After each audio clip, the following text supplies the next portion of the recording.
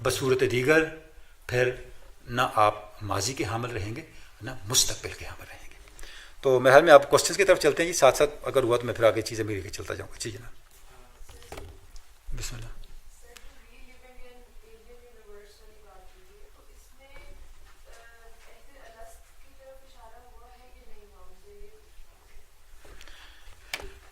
دیکھیں بات یہ ہے کہ جس وقت آپ اس طرف آتے ہیں نا، وہ علامہ جو کہہ رہے ہیں an alien universe by reliving is a vital process.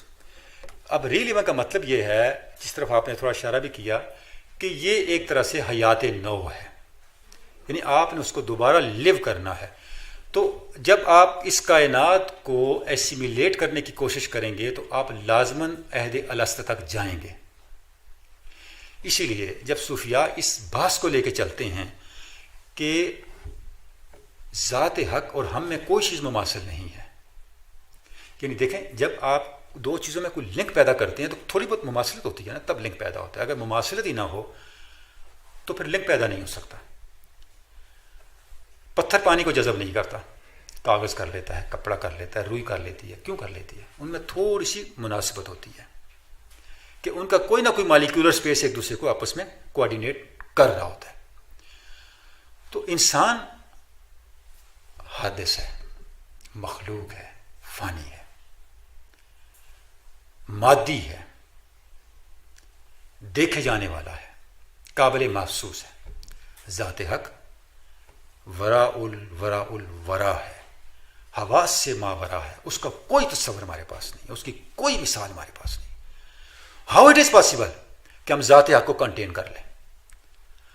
اب صوفیاء یہ کہتے ہیں اس کی ایک بنیاد ہے، وہ بنیاد انسان کی فطرت ہے.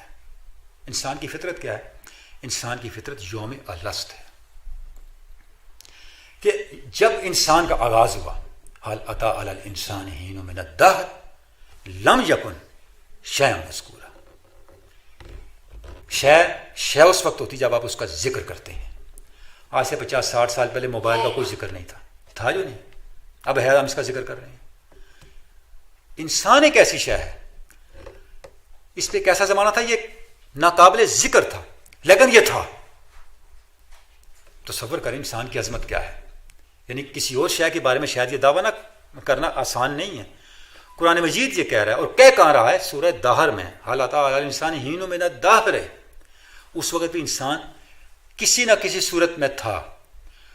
اس مرحلے پہ اس کی فطرت میں ذات حق نے کوئی چیز بو دی ہے، وہ پیغام الست ہے. جیسے انسان اس کو ایکٹیویٹ کرے گا تو اس کا نتیجہ کیا نکلے گا؟ اسے اپنی اصل کا شعور ہوگا. یہ ری لیونگ ہے، یہ اس کا جنم نو ہوگا. جب یہ اس کا جنم نو ہوگا پھر اس کو یہ کائنات اجنبی نظر نہیں آئے گی. وہ ابھی ہم کہہ رہے تھے نا افلاطون کی بات، اس نے کہا یہ کائنات خیال ہے. تو علامہ کہتے ہیں خیال ہے لیکن یہ اور طرح کا خیال ہے. یہ خیالی خیال نہیں ہے، یہ حقیقی خیال ہے. یہ خواب است، زبور عجم ہے، ولی خواب بیداری است. یہ کھلی آنکھوں کا خواب ہے بھی. ہمارا خیال خیالی ہے، ذات حق کا خیال حقیقی. یہ کائنات ذات حق کا خیال ہے اور ہم اس کا حصہ ہیں. جب ہمیں اتنا احساس ہو جائے کہ ہم کس کا خیال ہیں تو اس سے سفر شروع ہو جاتا ہے. سفر شروع ہوتا ہے تو پھر کیا ہوتا ہے؟ پھر یہ ہوتا ہے، خود علامہ فرماتے ہیں خودی را خودی اندر خودی گنجد محال است، خودی را عین خود بودن کمال است. انائے مطلق، خودی مطلق ذات حق، اور ہم انائے مقید ہیں، ہم محدود خودی ہیں. علامہ یہ فرما رہے ہیں مجھے اس کی قربت کی تلاش ہے، میں اس میں جذب ہو جاؤں، امپاسبل، یہ نہیں ہو سکتا. خودی میں نہیں سما سکتی. خودی خود بن سکتی ہے، یعنی انسان ہٹ کے ذات حق کا اثبات جب کرتا ہے